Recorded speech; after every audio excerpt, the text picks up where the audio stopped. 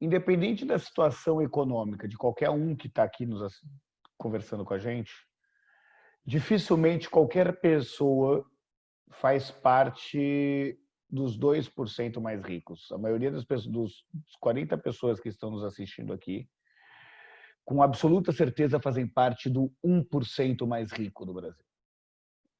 E é impressionante que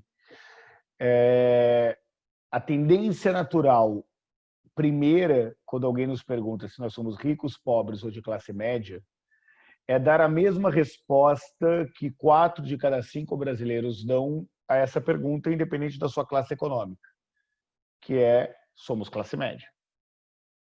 E eu não estou entrando num conceito sociológico da classe média, ainda mais nesse período. Estou entrando num sentido de média do ponto de vista econômico, de quem tem a média da renda, a média da escolaridade, a média dos valores brasileiros. E essa constatação que todo mundo, ou a grande maioria das pessoas aqui faz parte do 1% mais ricos do Brasil, nos faz pensar o tamanho da desigualdade que ainda temos no nosso país.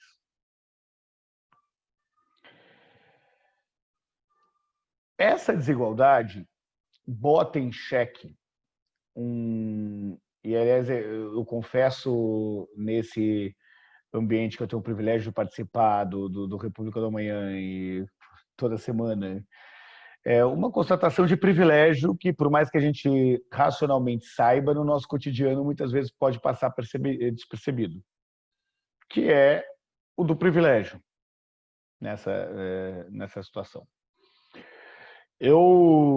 Nós fizemos mais de 27 pesquisas durante o processo da pandemia, entre as pesquisas do Data Favela, que é a nossa parceria com a CUFA, com a Central Única das Favelas, com o Celso Ataíde, que além de tudo é meu padrinho de casamento.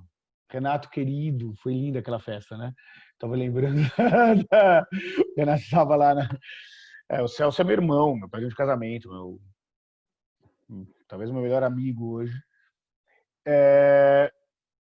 E as pesquisas do Instituto Locomotiva. Nesses mais de 27 pesquisas, a gente conseguiu talvez desmontar o que tenha sido o primeiro grande fake news do processo de pandemia, de que esse era um vírus democrático, era um vírus que atingia da mesma forma pobres e ricos no Brasil. Esse vírus, que pode sim matar pobres e ricos, encontra um país com anticorpos sociais muito diferentes na periferia e na favela.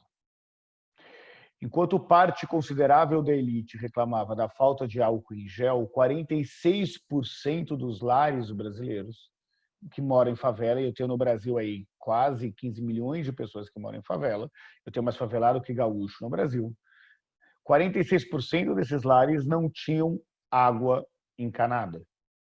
Não é álcool em gel, não tinham água encanada.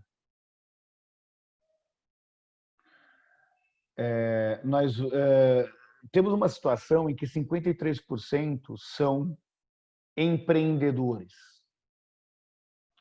E podemos entrar na discussão do quanto que o empreendedor é um nome bonito para o subemprego, e acho que muitas vezes sim é.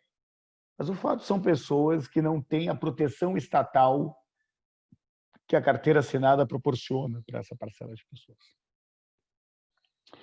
Eu estou dizendo tudo isso porque o processo da pandemia escancarou uma realidade que todos nós conhecíamos de um país desigual, mas com ares muito trágicos, na medida em que é muito diferente as oportunidades de sobreviver que a favela e que a periferia têm nesse país. Eu arrisco dizer que nós não tivemos um processo de convulsão social mais sério no nosso Brasil, porque, de alguma forma, nós tivemos, em especial no território das favelas, um parêntese é que o território das favelas concentra geograficamente um conjunto de desigualdades estruturais do nosso país. A favela é majoritariamente negra, 2/3 dos moradores de favela são negros ou pardos. Nós sabemos que os negros ganham menos que os brancos. Metade dos lares das favelas são liderados por mulheres, tem mulheres como chefes de família e as mulheres mesmo estudando mais do que os homens, têm uma renda média menor do que a dos homens. E você tem o preconceito social, onde obriga com que trabalhadores das favelas tenham que mentir o lugar onde moram para conseguir um emprego. Não é um detalhe isso. Só que a organização das favelas, das organizações sociais presentes na favela, garantiram com que a gente evitasse um processo de convulsão social no Brasil. Eu já disse umas 2 ou 3 vezes aqui nas minhas perguntas para os palestrantes do República do Amanhã o quanto que, se existe um lugar onde o Estado mínimo existe no nosso país, esse lugar é a favela. A gente fica discutindo sobre o tamanho do Estado, o papel do Estado. Esse lugar existe no Brasil. Esse lugar é a favela. E o fato disso ter ficado escancarado durante o processo de pandemia levou a um conjunto de ações e organizações, como a CUFA ou o Gerando Falcões fizeram durante esse processo de pandemia, que, na prática, evitaram o processo de convulsão social. Eu digo isso, inclusive, num movimento que aqui eu posso, sem nenhum filtro, dividir com vocês, que foi de convencer as grandes famílias de herdeiros do nosso país de que mais importante do que doar cestas básicas era doar dinheiro e fazer com que o dinheiro efetivamente chegasse na mão das pessoas que mais precisam. Em especial o trabalho que cadastrou 40 mil mães de favelas, que foi um trabalho que a CUFA liderou, que garantia durante 4 meses R$150 por mês, na verdade, para ser exato, R$120 por mês durante 4 meses para as mães das favelas brasileiras. E as famílias que, na melhor das intenções, doavam para essas mães, durante muito tempo resistiam a doar por achar que esse dinheiro seria mal empregado. E aí foi um movimento grande que eu tive com o Celso e com o Edu Lira do Gerando Falcões, de como conseguir mostrar para essas famílias que tinham a melhor das intenções, de que o liberalismo já tinha descoberto há pelo menos 50 anos que distribuir dinheiro era mais eficiente do que distribuir cesta básica. Porque ninguém melhor do que uma mãe de família saber se as pessoas precisavam de um remédio, de um bujão de gás ou de arroz nesse processo. Eu estou contando toda essa história porque a gente vê há algum tempo, e entrando um pouco mais no tema que levou ao convite do Otávio e do Eugênio para estar aqui com vocês hoje, de que, afinal de contas, qual é a visão de Estado que esses brasileiros mais pobres, que não são um segmento, que não são minoria, mas são a maior parcela da população brasileira, tem. E o quanto que, muitas vezes, as narrativas que existem hoje da parcela mais progressista da sociedade têm uma dificuldade real de dialogar com esse novo cenário. Eu estou vendo a Clara aqui. Clara, que saudade de você, minha querida. Das vezes em que a gente conversava, do quanto que nós temos, e era um debate, inclusive, que tinha do ex-presidente Lula com a presidente Dilma, e era impressionante apresentar pesquisa para os dois. A Clara já viu fazer isso, o Renato está aqui também, já viu fazer isso. Assim, o Lula perguntava, pessoal, e assim, não é nada que não seja público, eu tenho zero problema de dividir isso com vocês, mas assim, o Lula entendia, quando a gente falava sobre a questão da importância de reformar a casa, o Lula falava, nossa, eu sempre tive problema dos programas da favela, porque as pessoas queriam pintar a casa de um jeito diferente, mas não podiam ser tão diferente assim para não ser atrelada a uma melhora de vida que não considera os outros nesse processo e tal. A Dilma perguntava qual era a margem de erro da questão 54 sobre situação XYZ. O Renato acompanhou isso algumas vezes. O presidente fala, isso não tem nenhuma importância. Mas eu te explico qual é a margem de erro disso, né? Dessa situação. Pessoal, Renato e Clara não precisam se comprometer. O comprometimento é todo meu aqui. Tem um ponto de que o quanto que a melhora de vida provocada durante todos os anos do governo Lula foi trabalhada de uma forma aos brasileiros acreditarem de que isso se dava um mérito próprio, ao seu trabalho e ao seu esforço. E a própria narrativa conciliatória não permitia com que o debate da sociedade se desse no nível do gerar oportunidades. Só que nós tínhamos um modelo de liderança que conseguia oferecer perspectiva de futuro e perspectiva de poder no momento de crescimento da economia. Quando a presidente Dilma assume, você tinha a mesma visão do ponto de vista da geração de oportunidades, mas um entendimento no dia a dia da política tradicional de que era necessário, num primeiro momento, apoiar as narrativas individuais dessas pessoas sem deixar claro qual era o embate real político sobre modelo de Estado e modelo de sociedade. Isso, na prática, criou um movimento de que, se as pessoas melhoraram de vida por conta do mérito próprio, elas achavam que pioraram de vida por conta dos governos e dos políticos. E aí, 2013 foi um marco para esse processo, na medida em que ficou claro uma desconexão entre governantes e governados com relação à perspectiva de futuro. E nesse momento, e foi um momento onde as redes sociais começam a alcançar um modelo de engajamento baseado nos algoritmos que fazem grupos cada vez mais homogêneos entre si, heterogêneos entre eles, uma sensação de buscar culpados, já que ele melhorou de vida por conta, como eu disse, do mérito próprio, deixou de melhorar de vida por conta dos políticos, seja essa grande categoria política, onde surgiu uma demanda gigantesca por renovação e que essa demanda por renovação não era considerada na política tradicional, seja de esquerda ou seja de direita. Então, quando a gente vê os resultados eleitorais da última eleição para governadores e presidente, fica claro que o grande derrotado não foi a esquerda, que o grande derrotado foi o status quo político. Nós tivemos governadores do PSDB que não foram eleitos senador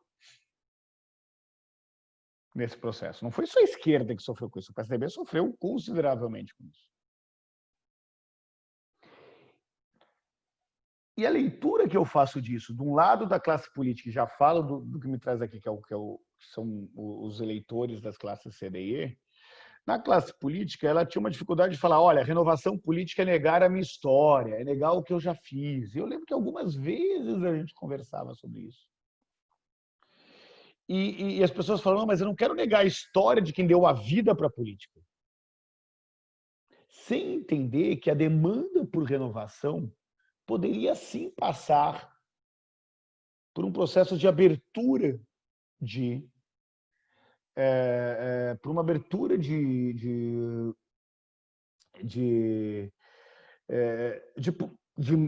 por abrir mão de um poder até então estabelecido, que teve uma dificuldade gigantesca de ser conquistado. Bom, e isso levou a um processo de ruptura que até o dia 6 de setembro de 2018 não estava claro qual que seria a saída. E acho que com certeza a Clara lembra, o Otávio lembra, o Renato lembra, que são pessoas mais próximas e que eu conversei bastante durante esse processo, de que eu achava bem difícil o Bolsonaro, naquela situação, ser eleito presidente da República com um voto da população vermelha das classes C e D por uma razão muito simples. Era uma demanda por anti-establishment. E ele era deputado há 26, 27 anos. A facada, e durante o processo de pandemia, a gente mergulhou sobre o efeito da facada nisso, causou num eleitor que foi lulista num determinado momento, mas que não transferia o seu voto do Haddad. Eu lembro que eu conversei isso com o Fernando, eu conversei isso longamente com o Otávio, que era o publicitário liderado pela conversa que liderava a campanha de comunicação do Haddad. O Otávio foi vice-presidente da UBS quando eu era tesoureiro-geral. O Otávio é meu amigo há 30 anos nesse processo todo. Eu falava, cara, o problema é que a facada deu a razão para acreditar num posicionamento anti-establishment do candidato mais establishment que existia, que era o Bolsonaro. E aí eu tive que mudar meus relatórios para fundos de investimento e tudo mais nesse novo cenário. Tudo isso, e encerro falando isso, criou uma situação de que, pela primeira vez desde a redemocratização, os eleitores optaram por trocar o certo pelo duvidoso. Porque o duvidoso era a política tradicional, seja o PSDB, seja o PT. Fora isso, nós tivemos, pela primeira vez na história, desde a eleição do Lula, uma opção narrativa por um debate de costumes ganhando um protagonismo eleitoral que não tinha ganho antes. E para não ter dúvida sobre o que isso significa, o Brasil é mais progressista do ponto de vista sobre visão de Estado. 9 de cada 10 brasileiros acreditam que a principal função do Estado é promover a igualdade de oportunidades. Mas ele é conservador do ponto de vista de costumes. Nós já tivemos aqui no RDA alguns momentos em que a gente discutiu o papel dos eleitores evangélicos, por exemplo. Só que para tirar qualquer modelo de ilusão argumentativa, o eleitor do Crivella foi eleitor do Lula. Só queria dizer isso. E eu não estou achando isso, eu fiz pesquisa disso. Em diferentes momentos dos últimos 19 anos. O eleitor do Crivella é o eleitor do Lula. Isso significa que, na prática, a chance de uma perspectiva de poder mais progressista passa necessariamente numa democracia de voto obrigatória, como é a democracia brasileira, de colocar no centro do debate político a função do Estado. Porque quando se coloca a função do Estado no centro do debate político, você começa a falar sobre a política do cotidiano, a economia do cotidiano, que efetivamente faz diferença na vida dessas pessoas. E este é o território em que o pensamento mais progressista, mais humanista, ganha espaço. Enquanto o modelo de polarização leva a uma discussão que só interessa aos intelectuais e à política tradicional sobre o tamanho do Estado, o brasileiro quer saber qual é o Estado que funciona. E se o cara é funcionário público ou não, não tem nenhuma diferença. Porque ele quer escola gratuita, educação gratuita. O Haddad me falou uma frase que ele conversou, inclusive ele repetiu essa frase no encontro dele com a gente, sobre que o maior programa de parceria público-privada foi o ProUni. Então, essa lógica de sair de uma discussão do século XIX e trazer essa discussão para o que efetivamente é possível se desenvolver de políticas públicas e do Estado participando para gerar igualdade de oportunidades, é a única chance real de se furar uma bolha que leva a um processo de polarização que afasta o eleitor médio. E o eleitor médio é, sobretudo, os eleitores das classes D e E. é um eleitor que é muito mais pragmático com relação ao sentido eleitoral do que nós conseguimos imaginar. E ele é pragmático por um motivo muito simples, e eu acabo com essa frase. Ele precisa do Estado. O Estado não é uma discussão ideológica para essas pessoas. O seu filho estuda num colégio público. Ele usa o serviço público de saúde. Ele entra numa universidade graças a políticas de inclusão. O Estado não é um ente teórico na vida dessas pessoas. Ele é presente na vida dessas pessoas. E conseguir trazer uma discussão sobre a real função do Estado é o que traz essa parcela da sociedade para uma discussão de um campo mais progressista. Eu sei que o que eu estou falando aqui vai nos dar uma série de insumos para um debate mais ideológico. Que eu, nos meus anos de militância no movimento estudantil, de diretor da UB, de diretor da Uni, de visão do mundo, respeito e entendo. Mas eu sou, antes de tudo, um sujeito pragmático.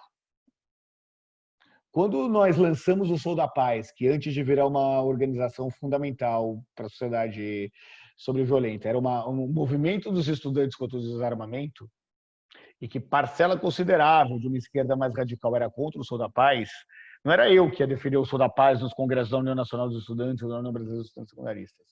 Eu colocava um morador de favela que tomou facada e falava, deixa eu te falar o que é andar armado aqui. Então, nós temos um desafio concreto de fazer com que o debate sobre a política volte para a economia do cotidiano. E nesse território, o pensamento das pessoas que estão aqui hoje, participando desses debates, fala para a maioria, não fala para a minoria. Só que se a gente não conseguir voltar, não estou falando da gente aqui, estou falando assim, o movimento das pessoas que estão aqui hoje, mas se o movimento mais progressista da sociedade não conseguir separar o que de fato interessa para a vida das pessoas e que tem um poder de narrativa maior, com que são as falsas polêmicas que se estabelecem pelo processo de polarização, dificilmente nós teremos condições de voltar a disputar o poder. E, ao disputar o poder, conseguir ter um conjunto de políticas públicas que sejam, de fato, emancipatórias para essa parcela da sociedade. Pelo que você conta, teve um programa em que as pessoas fizeram doação para 40 mil mães de família. É isso. De favela. O governo vem doando, fazendo esse programa de socorro emergencial, etc., alcançando 60 e poucos milhões de pessoas. E está aparecendo um negócio que é uma consistência de subida da aceitação e da popularidade do presidente da República.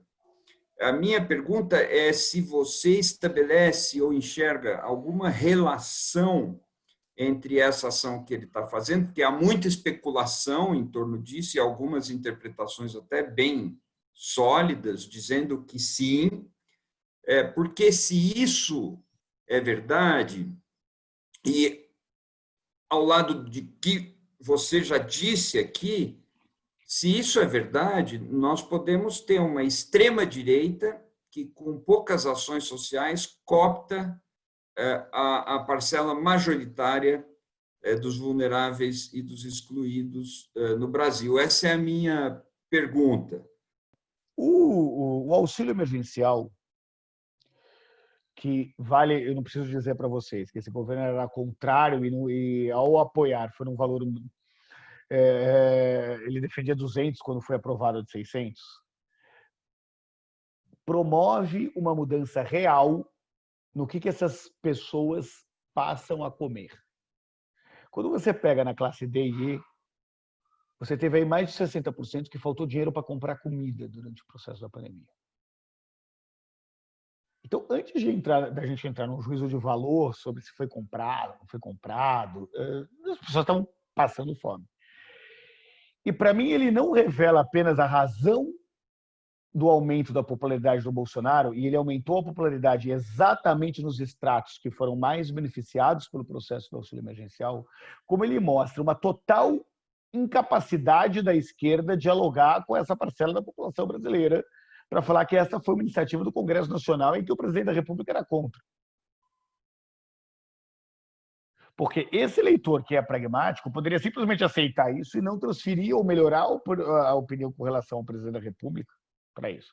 Mas o próprio Datafolha, o Ibope e as nossas pesquisas mostram que 2/3 dessas pessoas acham que foi o governo federal o principal responsável por um auxílio emergencial que ele era contra. Então, não é só a sinalização de que a popularidade aumentou por conta do auxílio emergencial, que é completamente corroborada pelos números, mas é também um reflexo da incapacidade da oposição, e eu estou ampliando aí o leque de oposição, porque o Dória é oposição a esse governo, de conseguir desconstruir uma narrativa que foi apresentada pelo governo. Esse é o reflexo disso. Saiu ontem a pesquisa que mostra que tem um número maior de pessoas que apoiam o governo ou que são contra. Renato, o número é verdadeiro? É. Só que ele é reflexo de 2 movimentos: o aumento do auxílio emergencial e 3 semanas do Bolsonaro quieto, sem dar entrevista, antes da ONU. Eu me lembro da campanha do Aécio com a Dilma no segundo turno da primeira eleição, da reeleição da Dilma, onde era impressionante, aquele momento do segundo turno que estava pau a pau, em que quem crescia era o candidato que não dava entrevista naquela semana. A Dilma falava, caía a popularidade dela. O Aécio falava, caía a popularidade dela. Era um negócio impressionante. Eu lembro até que, no momento em que as pessoas falavam, olha, a culpa não é minha, eu votei no Aécio, no momento contra a Dilma, eu falava, e daí teve um outro momento, a culpa não é minha, o outro era o Aécio. Então era uma situação das rejeições colocadas nesse processo, e que está presente hoje. Tudo isso para dizer, Eugênio, que e aliás eu estava com o Núzio ontem, que foi secretário de comunicação da Dilma também, do Haddad, eu estava discutindo com o Núzio um processo, falou, não, Renato, mas você acha que tem chance do Bolsonaro ser reeleito? Ele é o mais forte eleito. Não, mas vai acabar o auxílio emergencial. Meu amigo, nós temos algumas centenas de bi em reservas internacionais, nós temos a Casa da Moeda. Você acha que essa reeleição do Bolsonaro depender de manter o auxílio emergencial no ano da eleição, ou de se criar um novo auxílio emergencial renda básica, ele vai ter alguma dúvida em fazer isso? Então, esse processo leva o presidente Bolsonaro aí o que é a real expressão do fascismo, que é o populismo total, que não cabia no liberalismo defendido pelo Guedes. O que a gente vê com a mudança da postura do governo é que aquele liberalismo defendido pelo Guedes, que foi importante num discurso antipetista e anti-esquerda, perdendo força para um pragmatismo populista que é necessário para um processo de manutenção do poder. E isso tem um efeito eleitoral direto nesse processo e que não deve ser subestimado. E que só poderá ser rompido a partir do momento em que você conseguir oferecer uma perspectiva de futuro e uma perspectiva de poder diferente da que temos hoje. E a esquerda tem sido muito ineficiente na construção dessa narrativa. Tem alguns pontos que eu gostaria de te ouvir dentro desse universo estimado pelo Marcelo Medeiros, que é um craque, que esteve aqui conosco no República do Amanhã. Eu consultei quantos são os vulneráveis, né, no Brasil, e ele, isso é a pessoa que eu mais confio nesse momento para medir isso, ele estima algo em torno de 130 milhões de pessoas, na verdade. Mas dentro desses 130 milhões de pessoas, tem 80 milhões que entram e saem temporariamente da pobreza. Estão ali sempre tem lá 50 milhões de pobres ou muito pobres e 80 milhões que são pobres, uma boa parte do ano, saem um pouquinho, mas eles Genial, é isso mesmo. fazem parte desse universo de vulneráveis, né, no Brasil. Dado essa dimensão, eu fico me perguntando sobre a questão de valores para esse universo de vulneráveis. São muitas pessoas. Eu fico me perguntando se as suas pesquisas foram capazes de capturar valores que esses vulneráveis, muito pobres, desenvolvem, que têm no seu radar, no seu dia a dia, né? Eu pergunto isso porque tem muitos cientistas políticos, aqui na França em particular, que insistem que o Brasil é o país mais infrapolitizado da América Latina, ou seja, é o país menos politizado da América Latina, comparativamente à Argentina, Chile, México, todos os países da América Latina são muito mais politizados do que o Brasil. Então, eu fico esse segmento imenso da população relativamente despolitizado.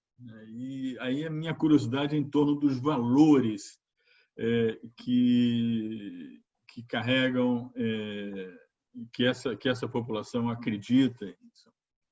Aí a minha pergunta para você é a seguinte: esse segmento de vulneráveis, eles acreditam em meritocracia, quer dizer, que eles vão progredir por mérito próprio, com esforço pessoal?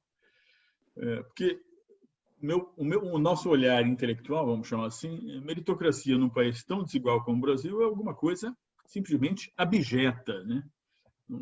É abjeta, é uma coisa pavorosa pensar em meritocracia com o grau de desigualdade que um país como o Brasil tem, né? Mas, ao mesmo tempo, eu tenho uma intuição, eu queria que você confirmasse ou não, se esse segmento social tão imenso, se eles realmente acreditam em meritocracia, né? Essa é uma pergunta. E a última pergunta, só para terminar, que me incomoda muito, eu acho que nós conversamos no dia que o Renato Giannini fez a apresentação dele, conversamos sobre isso. Isso me incomoda bastante, o fato de que essa ausência de valores, que eu acredito, posso estar enganado, você vai tentar talvez dizer o contrário, não sei, faz com que a questão pecuniária, dinheiro no bolso, dinheiro dado, não é, para essas populações, fale muito mais alto do que qualquer mensagem de desigualdade, de justiça social.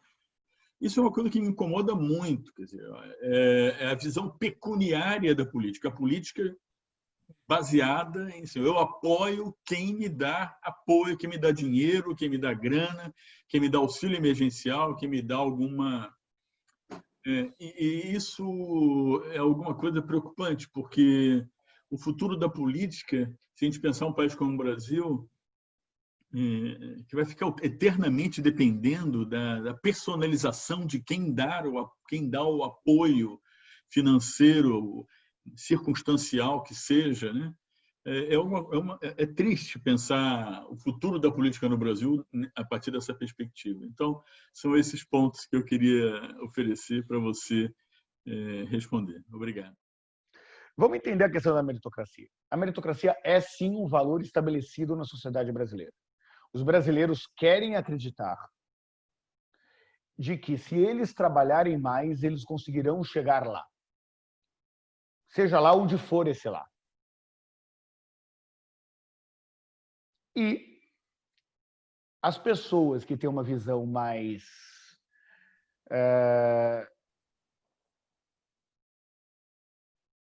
ideológica ou estudada, não é nem ideológica, mas estudada sobre o Estado, entende o princípio de que é pré-condição da meritocracia a igualdade de oportunidades. Portanto, é uma falácia, ou um termo que eu gosto de usar, é o crime perfeito afirmar que qualquer discurso de meritocracia no Brasil.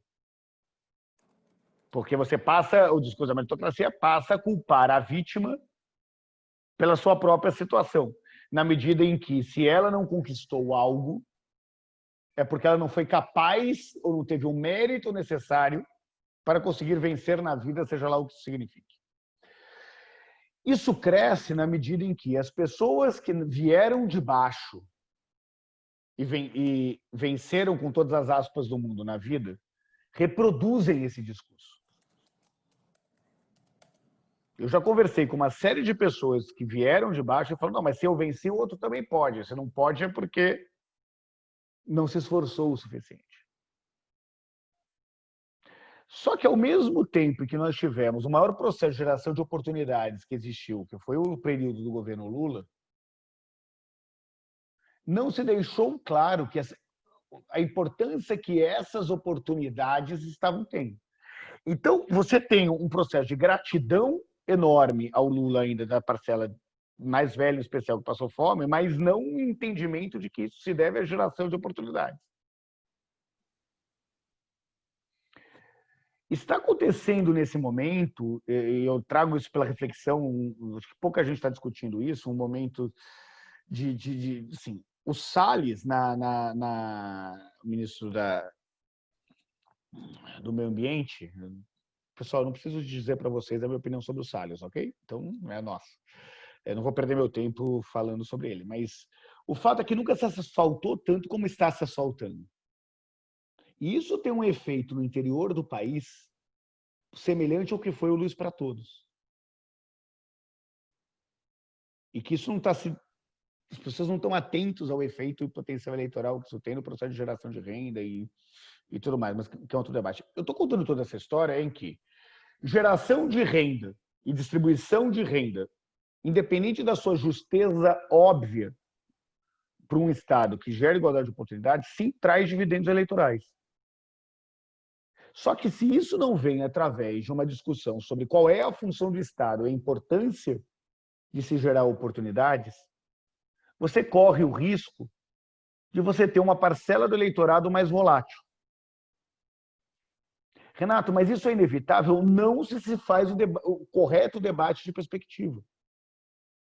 Que é o exemplo do Amapá que eu disse para vocês no passado. Ou seja, antigamente a pessoa vendia o voto e estava feliz. Hoje ela vende e não entrega. O que é um avanço. Só que assim, se a sua decisão de entregar ou não entregar depende da perspectiva que você tem do outro lado.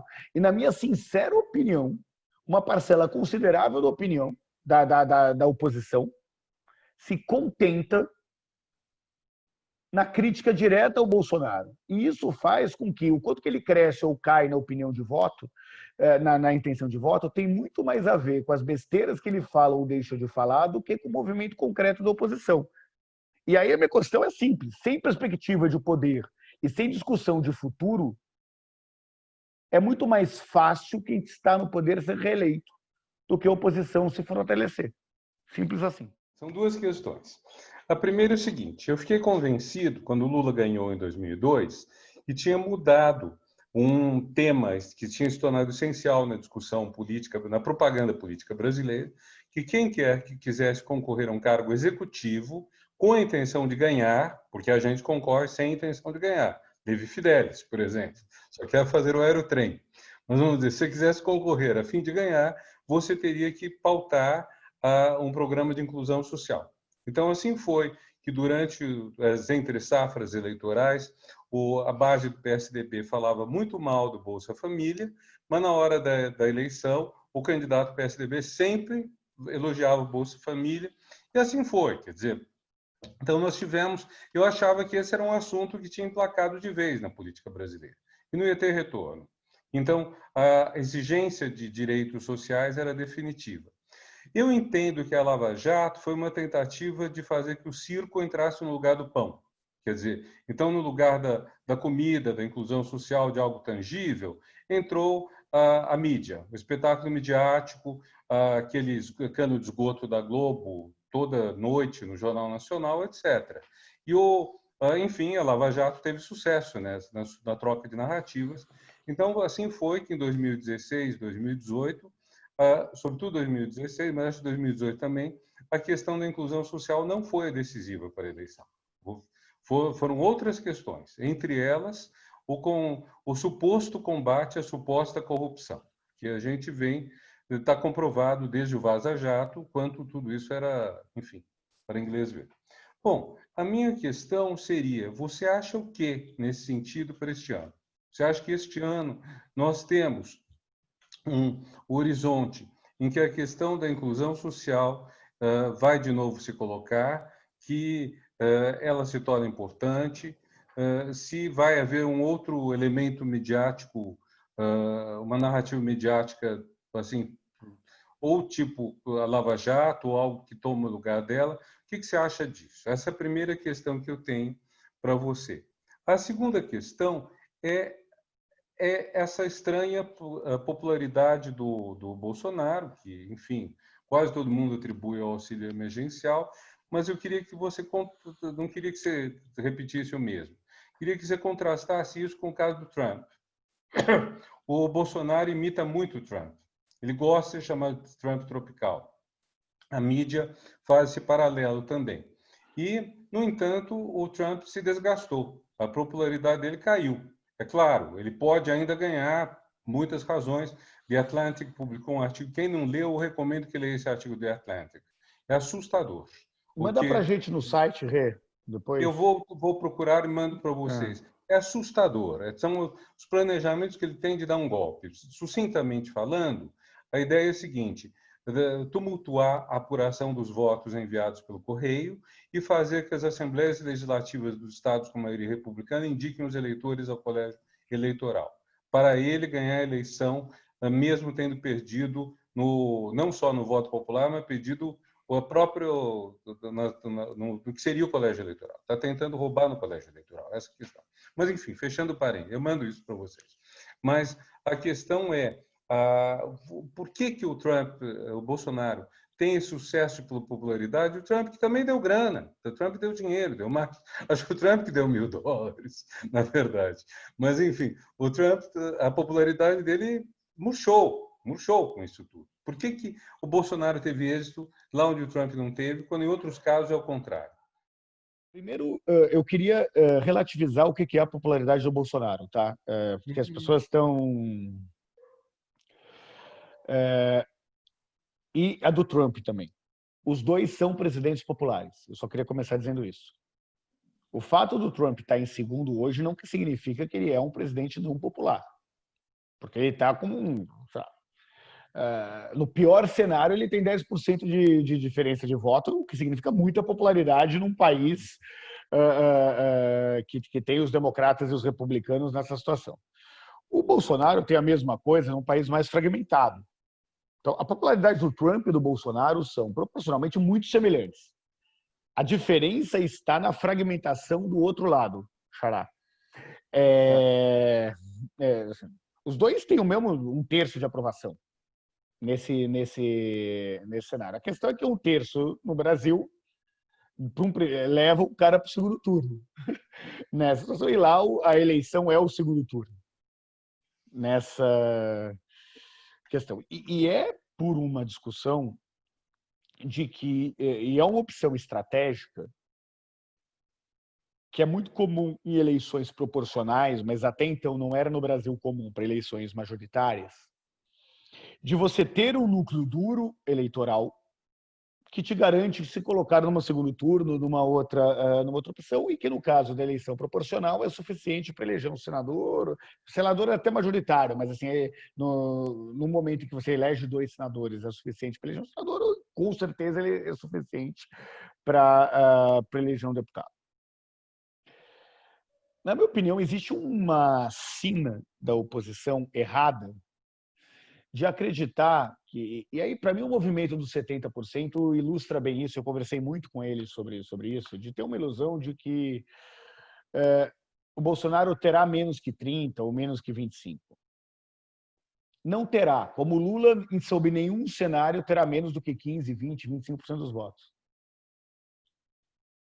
A questão é o que consolida a oposição, do ponto de vista pragmático. Então, o movimento dos 70% tinha que estar mais interessado em consolidar que os 70% não voltem atrás do que em tentar desgastar os 30%. Porque foi isso que aconteceu com o PT. A Dilma já não tinha a maioria da população brasileira. A Dilma foi eleita com 1/3 do eleitorado. Só que o antipetismo naquele momento, a anti-esquerda, não era forte o suficiente para eleger o Aécio.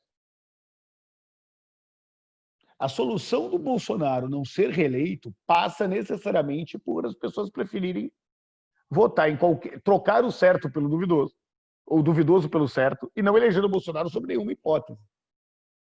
Em consolidar isso. Qual é o problema de fundo? O problema é que o modelo tradicional, o modelo que temos hoje de polarização, interessa aos dois campos para forçar um segundo turno. Estou sendo irritantemente pragmático nesse sentido, Renato. Sem juízo de valor sobre. Tá. Quando soltaram o ex-presidente Lula, eu dei uma entrevista perguntando, Renato, a quem interessa soltar o ex-presidente Lula? Falei, há muita gente, mas antes de tudo ao Bolsonaro. Claro. Quem é o principal beneficiado pela soltura justa? Eu não preciso, nesse grupo aqui, ficar me justificando. Vocês sabem do que eu penso da vida. Assim, é óbvio que a soltura era justa e tudo mais, mas interessa o presidente Bolsonaro. Eu tive uma conversa, eu não lembro se eu cheguei a conversar com você, mas eu tive a oportunidade de conversar com a Manuela, eu tive a oportunidade de conversar com o Boulos, eu tive a oportunidade de conversar com a Haddad, num determinado momento da prisão do presidente Lula. E as pessoas me perguntaram qual deveria ser a ação possível do ponto de vista de opinião pública. Falei, deveria ser a defesa de um plebiscito para que o povo decida se Lula pode ou não ser candidato. Porque na democracia, o povo, no último limite, tem que decidir quem pode votar, seja quem for. E aí você deixa de ser uma defesa do ex-presidente Lula e passa a ser o direito das pessoas votarem quem elas quiserem votar. Então elas não defenderiam um terceiro, elas defenderiam o direito delas. Eu tive um debate, e acho que eu cheguei a conversar com a Clara na época, e conversei com o presidente Lula, num processo de impeachment, em que eu passava a defender, assim, tem que defender novas eleições. Ah, mas isso é legitimar o golpe. Falei, meu amigo, deixa eu explicar um negócio para vocês, nós vamos perder. E eu não estou preocupado se isso historicamente é legitimar o golpe ou não. Eu estou preocupado que milhões de pessoas morrerão de fome com a diminuição do Bolsa Família, com a redução do ProUni, com a redução do FIES.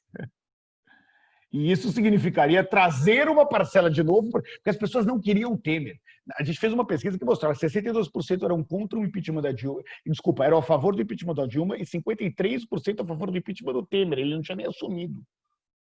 As pessoas queriam uma outra coisa. Então não era, é o Temer. Não, não é o Temer, era contra a Dilma. Então o cara chama eleição. E a chance do Lula ganhar naquele momento era muito maior nesse processo.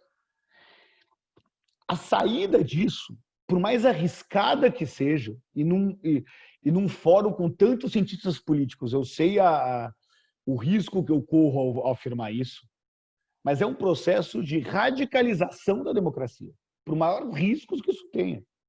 Porque a reconexão entre governantes e governados só se dará empoderando as pessoas. Com política eu falei, eu quero tirar poder dos políticos e dar poder para as pessoas. Eu quero orçamento participativo na eleição municipal. Essa é a chance de reconectar governantes e governados. Senão, nós vamos continuar escravos de um processo de polarização que quem está no poder tem a condição de levar para o território dos costumes, onde o nosso campo de visão de mundo é um campo menos favorável do que sobre a visão do Estado. E aí nós perdemos. Simples assim. E a questão da inclusão social, você acha que ela volta à pauta política esse ano ou não? Desculpa, esqueci. Volta, e volta porque todos os campos vão falar disso. Volta porque é um ativo tático eleitoral. objetivamente. Só que, assim, nós abrimos mão, um campo mais progressista, e hoje é bem ampla a minha definição de progressista, tá? Acreditou que a Terra é redonda, está no nosso campo. Você tem abriu mão de uma discussão do que é o processo de geração de oportunidades. Porque se é verdade que as pessoas acreditam na meritocracia, teoricamente, é verdade que elas acreditam que a principal função do Estado é promover a igualdade de oportunidades. Então, não é a renda básica no sentido da compra do voto, é a renda básica no sentido de poder gerar oportunidade. Então, esse desafio está muito claro. E depois da pandemia fica muito claro. A pandemia deixou de dividir entre esquerda e direita a sociedade e passou a dividir entre quem defende o vírus e quem defende a vida. Se a discussão do campo progressista continuar sendo a do século XIX sobre esquerda e direita, nós vamos perder a eleição. Se a discussão for entre quem defende a civilização versus quem defende a barbárie, e aqui entre nós, assim, que saudade quando o Fernando Henrique era o nosso principal desafio, cara que a gente desafia politicamente, porque pelo menos você conversava. Você tinha um campo dentro do universo civilizatório para isso. Só que isso significa ter uma visão de frente ampla que eu tenho dúvida o quanto que a nossa esquerda está madura para conseguir desenvolver.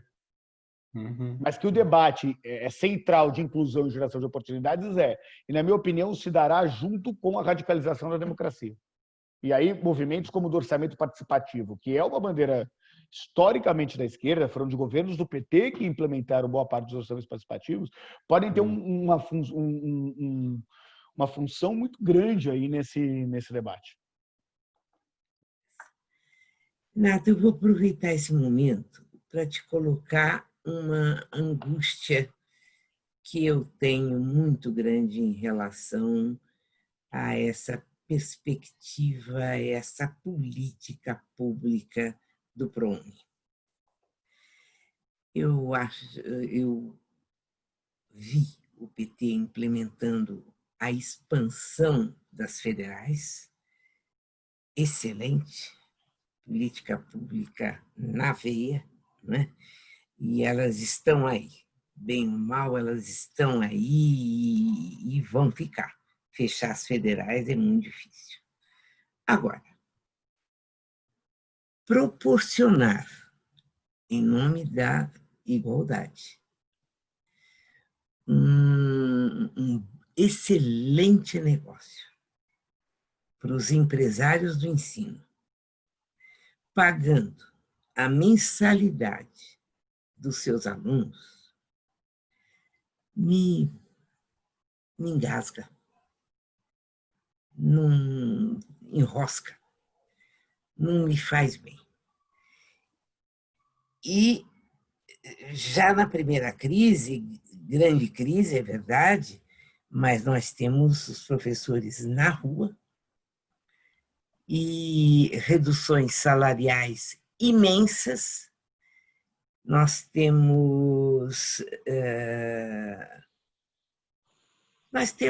a face do negócio. O empresário, de posse disso tudo, está colocando os professores e os respectivos alunos para fora. Fora o processo de fusão, incorporação e tudo mais. Eu queria te ouvir falar um pouco sobre isso, porque eu sei que você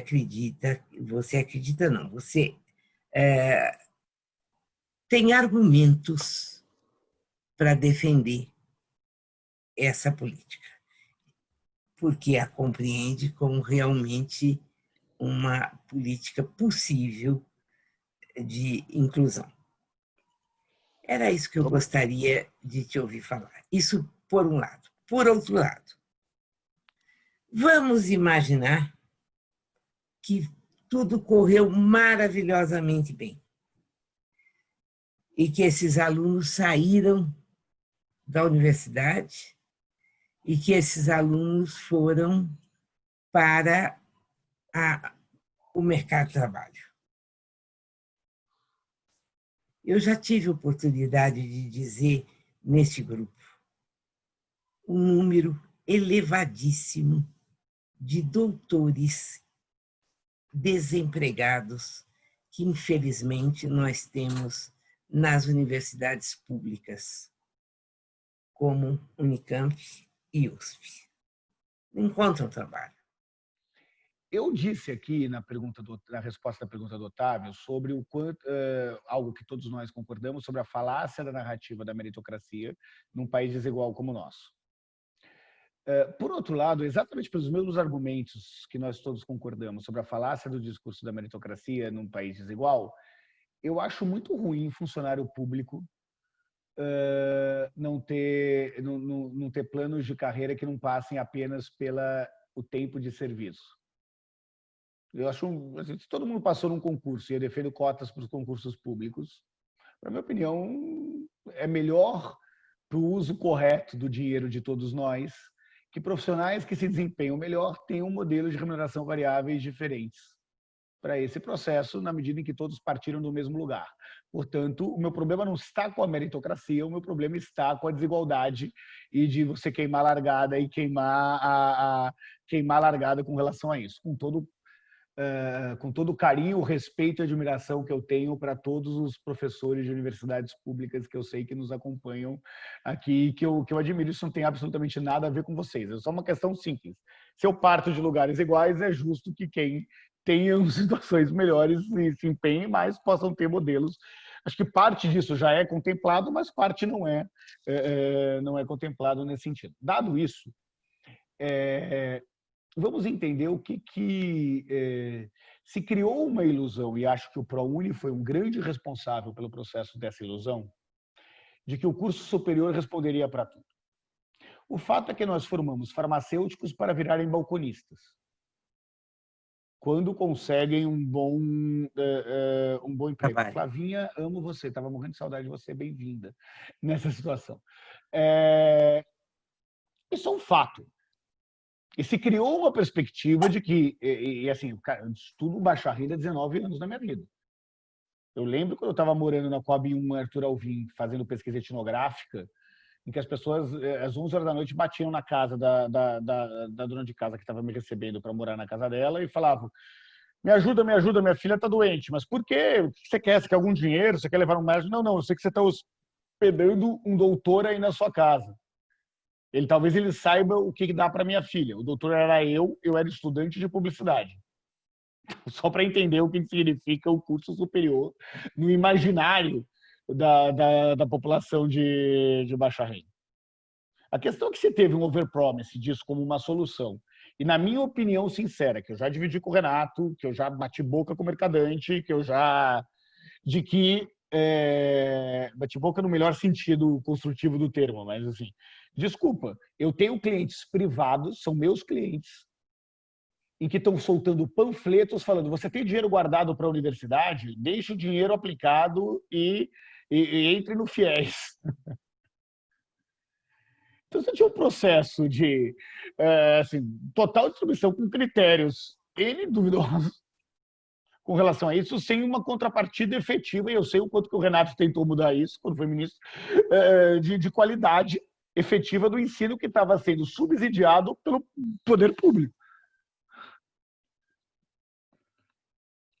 Eu estou fazendo essa provocação porque não dá para criminalizar o sonho da universidade para essas pessoas ou a ilusão que foi criada sobre isso. Porque o risco disso, Liliana, é você ter modelos que acham que as pessoas só têm que fazer curso técnico e não têm que fazer universidade. Porque a única função da universidade é o trabalho. E, óbvio, eu não preciso dizer para vocês o quanto que nenhum de nós concordamos com isso. Ok? Então, pulando essa etapa óbvia, a questão é como que a perspectiva da educação como algo emancipatório tem que ser apresentada para a população de menor renda. Eu sou a terceira geração de universitários da minha família, nunca tive dúvida que eu ia fazer universidade. Para boa parte da população de menor renda, ou para os vulneráveis, que é o tema do nosso bate-papo, isso está diretamente vinculado a chances no mercado do trabalho. E é o objetivo. Quando você isola as outras variáveis, cada ano de estudo impacta em 15,5% a mais na renda média dos brasileiros. Então, mesmo nós podemos estar discutindo do doutor que está desempregado, mas o doutor desempregado não passa fome. E, obviamente, que não tem que estar. Eu só estou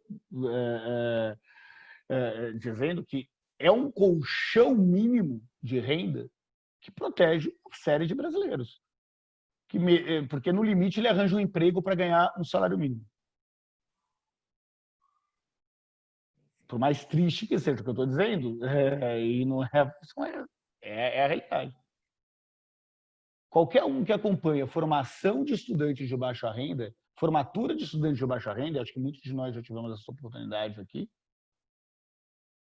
sabe o que é a emoção da mãe de ter o primeiro doutor da família. E isso não é um detalhe nesse processo. E é isso que a gente tem que entender. Só que para essas pessoas, se a universidade é pública ou se essa universidade é privada, tem menos importância.